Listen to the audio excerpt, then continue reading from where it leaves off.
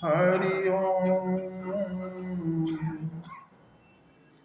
ओंकार बिंदु संयुक्तम नित्यं ध्यायन्ति योगिनः कामदं मोक्षदं चैव ओंकाराय नमो नमः।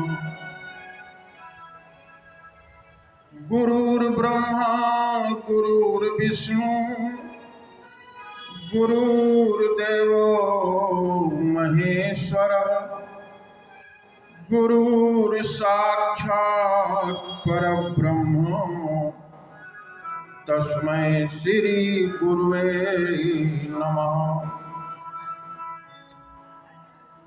प्रेम से बोलिए सियापति रामचंद्र भगवान की जय। उमापति महादेव की जय। वीर बजरंगबली महाराज की जय। परम पूज्य प्रातः स्मरणीय अर्चनी वंदनी सदगुरुदेव भगवान सहसा श्री राम जी के चरण कमलों में कोटि कोटि अर्चन और वंदन करते हुए मंच पर विराजमान परम सम्माननीय आदरणीय तपोनिष्ठ हमारे महाराज जी श्री श्रीचंद्रदास जी महाराज, पिछले वर्ष भी महाराज जी के दर्शन हुए थे। व्यासपीठ को शोभायमान करने वाले परमादरणीय सम्माननीय मुनि चैतन्य जी महाराज, संगीत प्रेमी, हमारे पास ही बैठे हुए परम सम्माननीय आदरणीय ब्राह्मण कुल के गौरव पंडित जी श्री प्रहलाद रामायणी जी मिश्रा जी, हमारा बहुत ही आदर करते हैं। कई सालों से हम एक दूसरे को जानते हैं। महाराज जी की बड़ी कृपा हमारे ऊपर रहती है। आप सभी लोग धर्म मंच की शोभा बढ़ाने वाले परम सम्माननीय धर्मानुरागी भक्तजन एवं सती स्वरूपा माताओं और बहनों, अभी अभी आप लोगों ने भागवत सुनी। वेद व्यास जी के महाराज के श्रीमुख से श्रीमद् भागवत की कथा चल रही थी। महाराज जी ने, रामायणी जी ने राम कथा के माध्यम से आपको बढ़िया सुंदर सुंदर बातें बताई। तो देखिए, अब मैं आया हूं, मेरा नंबर है, अभी हमारे पास महाराज जी का नंबर आएगा। तो कहने का मतलब यह है कि भागवत कथा में वो भागवत ही सुना सकते हैं, उससे हट के ज्यादा नहीं सुना सकते, वरना भागवत गलत हो जाएगी। रामायणी जी हैं, रामायण की चर्चा सुनाएंगे। चलो भाई, हम जिनके चरणों में बैठे हैं उनकी भी चर्चा होना चाहिए। अब मेरी बारी है, अब मैं क्या सुनाऊं? हाँ, मैं क्या सुनाऊं? ये संत सम्मेलन क्यों रखे जाते हैं? ये संत क्यों बुलाए जाते हैं? एक ही संत बुला लेते, उसी वही सुना देता, जैसे महाराज जी श्रीचंद्रदास जी महाराज बैठे हैं या वो महाराज जी बैठे हैं या कोई, लेकिन नहीं, महान पुरुषों ने ऐसा नियम बनाया कि कई संत आएंगे। क्यों? क्योंकि तुम्हारा मन जो है ना वो कुआं हो गया है। कुआं, पहले कुआं होता था ना, कुआं जिसमें हम लोग पानी भरने जाते थे, तो उसमें जब कोई बाल्टी गिर जाती थी ना, तुम्हारे मन रूपी कुएं में संशय रूपी बाल्टी गिर गई है।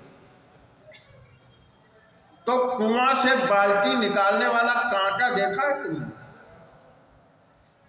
उसमें कई कांटों के गुच्छे होते थे।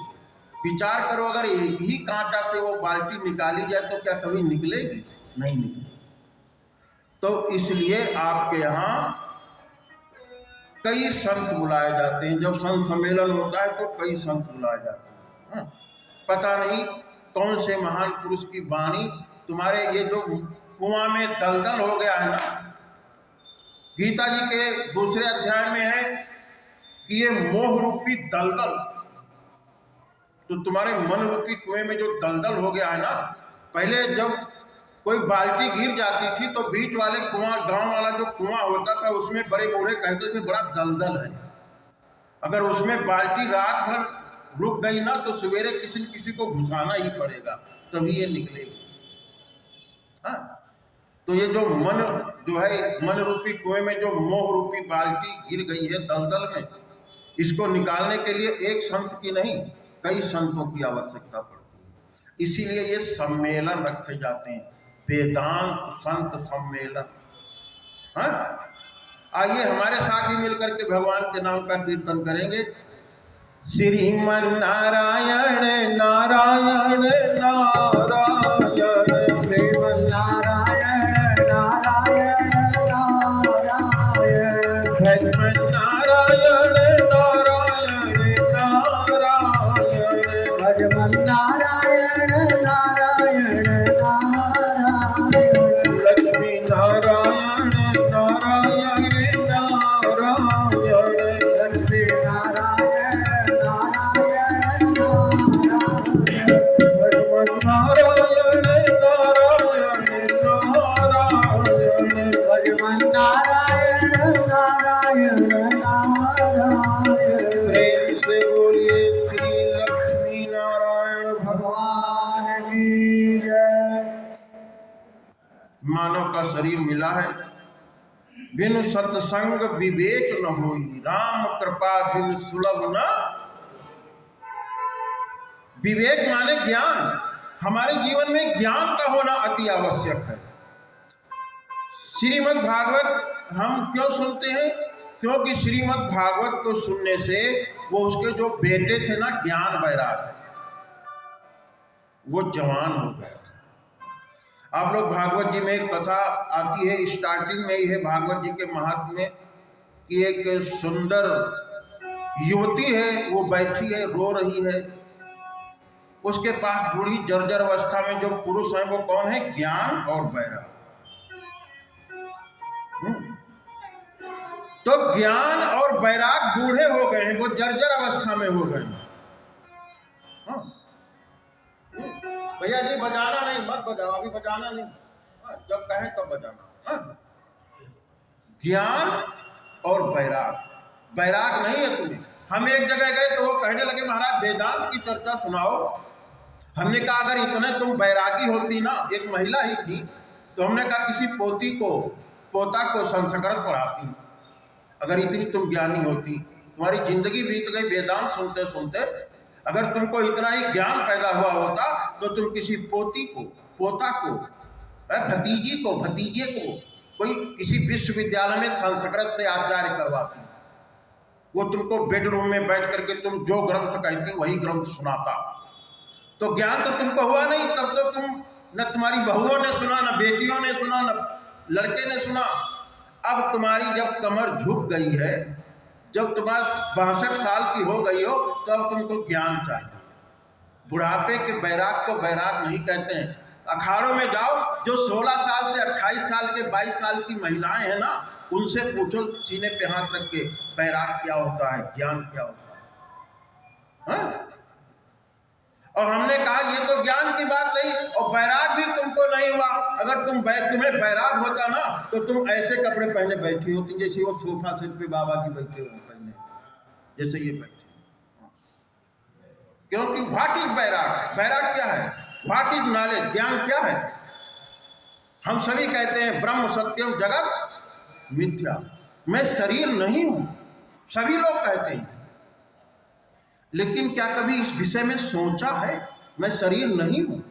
सिर्फ कहने की बातें हैं, 2 टके की जुबान चाहे जैसे घुमा लो, हो गया मैं शरीर नहीं हूं। The devotion is born of knowledge and the knowledge of born of devotion and the knowledge is born of devotion. भक्ति की पराकाष्ठा हमें ज्ञान को जन्म देती है। भागवत से हमें ज्ञान की प्राप्ति होती है, ज्ञान से हमें वैराग की प्राप्ति होती है।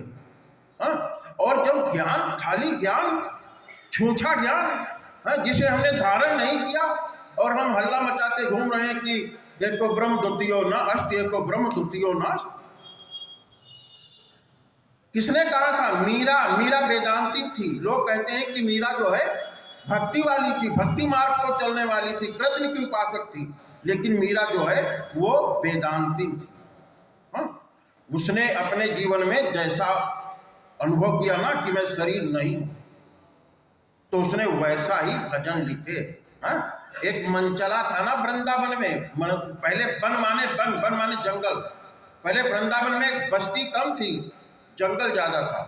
तो मीरा जा रही थी तो एक मंचला व्यक्ति जो था उसको पकड़ करके झाड़ियों की तरफ खींचने लगा। तो उस समय मीरा ने एक भजन की रचना की। हाँ? कहने को तो हम कह देते हैं, एक तो ब्रह्म द्वितीयो नष्ट। मीरा को उसके अंदर भगवान का दर्शन हुआ। और मीरा ने कौन से भजन की रचना की, जरा बजाएंगे भैया। छोड़ो डगर मोरी बहिया कहो ना, छोड़ो डगर मोरी कहो ना, छोड़ो डगर मोरी बहिया कहो ना, छोड़ो डगर मोरी भैया कहो ना। मैं तो नारी पराए घर की, मैं तो नारी बनाए घर की, मोरे भरोसे गोपाल रहो ना, मोरे भरोसे गोपाल रहो ना।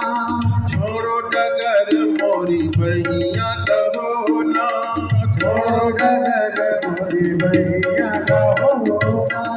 वृंदावन की कुंज गलिन में, वृंदावन की कुंज गलिन में, रीति छोड़ी अनरीति करो ना, रीति छोड़ी अनरीति करो ना।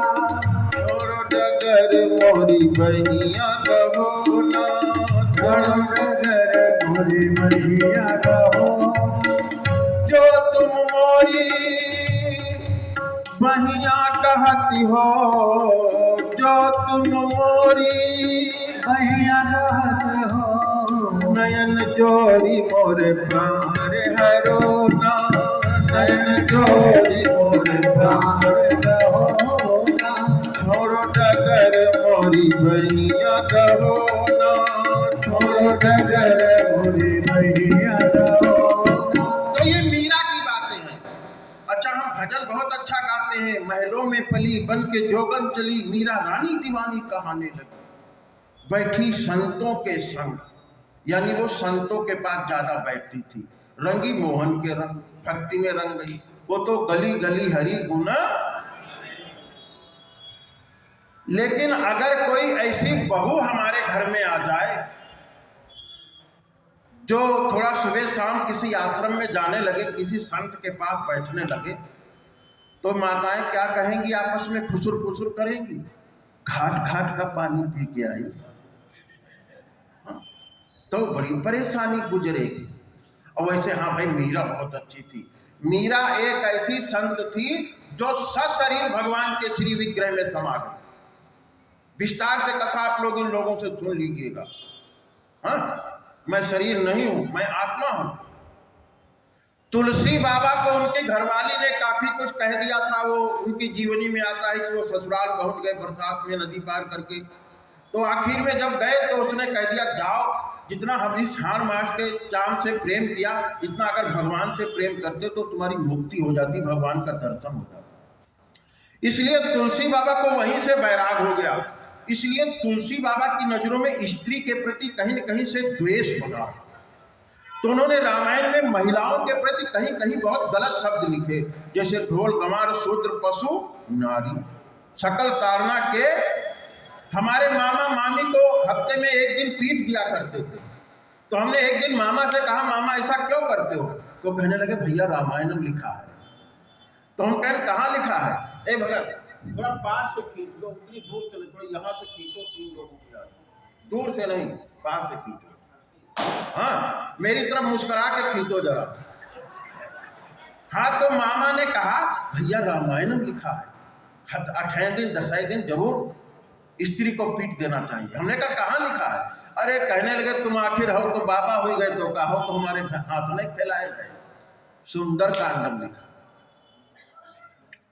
दूसरी बात, एक जगह लिखा है, अधम ते अधम अधम अति नारी तीनमहु में मति मंद। एक जगह लिखा है, नारी अपावन। अपावन का मतलब आप लोग समझते हैं। तो मीरा गई, तुलसी बाबा काशी में रहते थे, तो मीरा गई तो तुलसी बाबा ने लिख के लगा रखा था, महिलाओं का प्रवेश वर्जित है। और भी आज भी बड़े बड़े ऐसे ऐसे आश्रम हैं जहाँ में महिलाएं मंदिर में नहीं जा सकती, अंदर नहीं जा सकती, बड़ी बड़ी मजारें भी ऐसी हैं। तो मीरा ने कहा कि भाई तुलसी बाबा ये क्या लिखा है? तो तुलसी बाबा कहने लगे ये लिखा है महिलाओं का अंदर नहीं आना, हम किसी स्त्री से ज्यादा बात नहीं करते।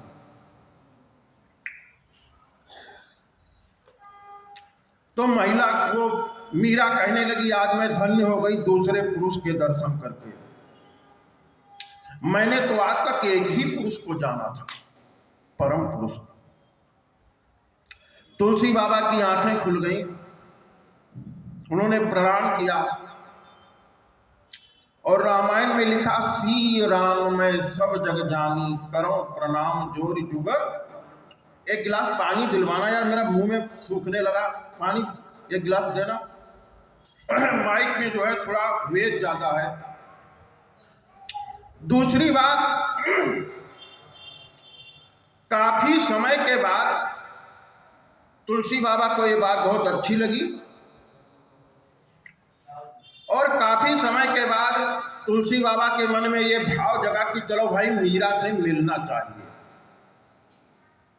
मीरा से मिलना चाहिए। मीरा वृंदावन में रहती थी।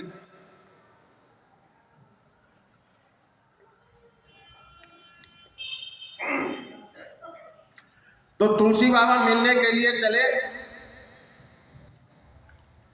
तो मीरा वृंदावन में, जब वृंदावन के किनारे तुलसी बाबा पहुंचे आकर के, तो पहले जो बाबा लोग होते थे ना, वो फूस की झोपड़ी बना के रहते थे। आज भी इतना पैसा नहीं होता था, तो एक ही झोपड़ी होती थी, वहीं पे साइड में 4-5 ईंटें रख लेते थे, वहीं बर्तन मांज लेते थे, वहीं नहा लेते थे। लेकिन वो तपस्या इतनी करते थे कि बाहर के माहौल को भी, दूर के माहौल को भी जान लिया करते थे। पुराने संत। तो मीरा जब शाम को पूजा कर रही थी तो मीरा के ध्यान में आया, मीरा को ऐसा लगा कि तुलसी बाबा आ रहे हैं मिलने के लिए। तो मीरा ने कहा भाई ठीक है, मन में विचार किया तुलसी बाबा आ रहे हैं। इधर तुलसी बाबा ये सोचते हुए आ रहे थे कि भाई मीरा बहुत अच्छी है, उसने बड़ा अच्छा ज्ञान दिया और मीरा को आज हम जा रहे हैं, मीरा को गले से लगाएंगे जाकर के। किसी को गले से लगाना एक प्रेम की पराकाष्ठा है। आजकल लोगों ने गले को लगाने से बड़ा दूषित कर दिया है। वैसे आपके यहाँ एक पर्व होता है जिसको होली कहते हैं, एक दूसरे को गले से लगाते हैं। मुसलमानों में एक ईद का पर्व होता है, एक दूसरे को गले से लगाते हैं। रामायण उठा के देखना, रामायणी जी से पूछ लेना कि राम जी ने कब कब कहां कहां किसको गले से लगा। कृष्ण भगवान ने कब कब कहां कहां किसको गले से लगाया। किसी को गले से लगाना प्रेम की पराकाष्ठा है। तो तुलसी बाबा के मन में भाव जगा कि चलो भाई मीरा को गले से लगाएंगे चल के। तो मीरा इस बात को भी जान गई। ये बड़ी पुरानी प्रक्रिया है जान लेने वाली। उसी आधार पर आजकल जो है, जैसे बागेश्वर धाम है और जने कितने बाबा ये दावा करते हैं कि हम तुम्हारे मन की बात जान लेंगे, घटना की बात जान लेंगे। तो मीरा जो है वो स्नान कर रही थी, शाम का समय था, 4-5 बजे का। महिलाएं जब स्नान करती हैं तो वो अपने शरीर पे बहुत थोड़े वस्त्र रखती हैं नाम को। और तुलसी बाबा आ गए उसी समय, इत्तेफाक की बात, तुलसी बाबा पहुंच गए। तो मीरा ने, तुलसी बाबा ने आवाज लगाई मीरा। तो मीरा अंदर से समझ गई कि भाई तुलसी बाबा आ गए। तो उसने वो ऐसे टटिया हटाई जो छोटी सी लगी होती है खूब फूस की।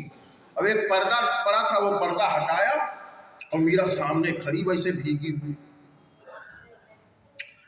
तो तुलसी बाबा सोचते आ रहे थे कि मीरा को गले से लगाएंगे चल के, लेकिन जब सामने भीगी हुई मीरा को खड़े देखा तो उन्होंने ऐसे नजर कर नीचे को मुंह लटका लिया। तो मीरा कहने लगी नीचे को क्या मुंह लटका रहे हो? और मीरा ने ऐसे हाथ बढ़ाए और कहने लगी आओ गले से लग जाओ। यही सोचते हुए आ रहे थे ना कि गले से लगेंगे चल करके, आओ। अब तुलसी बाबा करें तो क्या करें? हाँ? तो तुलसी बाबा ने ऐसे गले में तो मीरा को भरा, लेकिन सीधे नहीं, ऐसे तिरछा हो गए। तो मीरा कहने लगे, जाओ तुलसी, तुम्हारी नजर मेरे शरीर पे ही गई, इसलिए तुम शरीर को यहीं छोड़ के भगवान के घर जाओगे। हाँ? मीरा सशरीर भगवान के वहां गई। गुरु नानक देव, श्री चंद भगवान, आज गुरु शंकराचार्य महाराज, कुछ ऐसे महान पुरुष हुए जो सशरीर भगवान के घर गए, उनमें मीरा भी है। तुलसी बाबा बड़े उच्च कोटि के संत हुए, लेकिन मीरा ने कहा कि जाओ बाबा, तुम्हारी नजर मेरे शरीर पे ही रही, तुमने अंदर के छुपे हुए तत्व को जाना ही नहीं।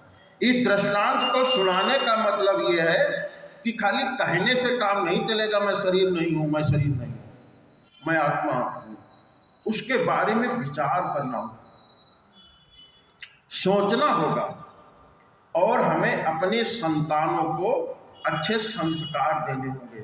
पहले जो माता होती थी ना, वो निर्माता होती थी, संस्कारों की निर्माता होती थी, अच्छे विचारों की निर्माता होती थी। आजकल की जो माता है ना, वो 1-1.5 साल का बच्चा जहां हुआ उसको मोबाइल पकड़ा दिया, लो देखो बस। हाँ? कुछ हमारे जीवन के शत्रु बताए गए, ऋणकर्ता पिता शत्रु, माता स्वेच्छाचारी है। वो माँ जो अपने बच्चों को सही ज्ञान नहीं देती है, संस्कार नहीं देती, अच्छी शिक्षा नहीं देती है, वो संतान की दुश्मन है। हाँ? वो पिता दुश्मन है जो अपने संतान के ऊपर कर्जा छोड़ करके जाता है। हाँ? तो ज्यादा कुछ न कहते हुए हम थोड़े ही बातों में ज्यादा समझना चाहिए। अज्ञष्ट अश्रद्धानष्ट संशयात्मा विनश्य, नायम लोकोवस्त न परो न सुखम संशयात्मा। हम महाराज जी जैसी कथा नहीं सुना सकते, हम व्यास जी जैसी कथा नहीं सुना सकते, क्योंकि हमारी एक अपनी मर्यादा है, उनकी एक अपनी मर्यादा है। हमें जैसी कथा सुनाना चाहिए था वैसी कथा मैंने आपको सुनाई। अब आपको कैसे अपने जीवन में उतारना है, अपने बच्चों को कैसे संस्कार देना है, ऐसा हमें क्या विचार करना है, ये आपके ऊपर निर्भर करता है। श्रद्धावान लभते ज्ञानम, ज्ञान की प्राप्ति किसको होती है? श्रद्धावान व्यक्ति को ज्ञान की प्राप्ति होती है। हाँ? अज्ञस्त अश्रद्धा नष्ट, जो विवेकहीन है, श्रद्धा रहित है, हाँ? संशय युक्त है, ऐसा व्यक्ति परमार्थ से पतित हो जाता है, भ्रष्ट हो जाता है, कल्याण मार्ग से गिर जाता है। हाँ? ऐसे व्यक्ति के लिए न ये लोक है, न परलोक है, और न सुख है। हाँ? नास्ति बुद्धिर्युक्त से न चायुक्त से भावना, न चा भावता शांति शांत सुखम। हमें अपनी बुद्धि को स्वच्छ रखना होगा। बुद्धि कौन है? बुद्धि माँ पार्वती का ही स्वरूप है। श्रद्धा जो है ना, भवानी शंकरो वंदे, श्रद्धा विश्वास, श्रद्धा जो है वो माँ भवानी का स्वरूप है। हाँ? विश्वास शंकर जी का स्वरूप है।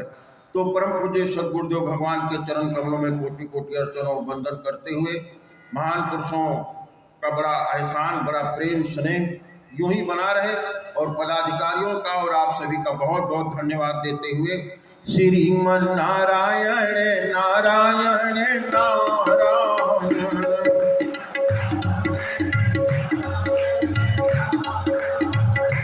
भगवान नारायण नारायण नारायण।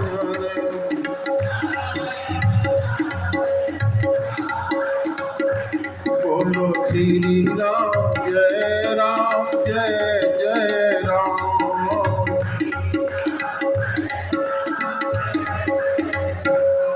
प्रेम से बोलिए सियापति रामचंद्र भगवान की, उमापति महादेव की, वीर बजरंग बली महाराज की।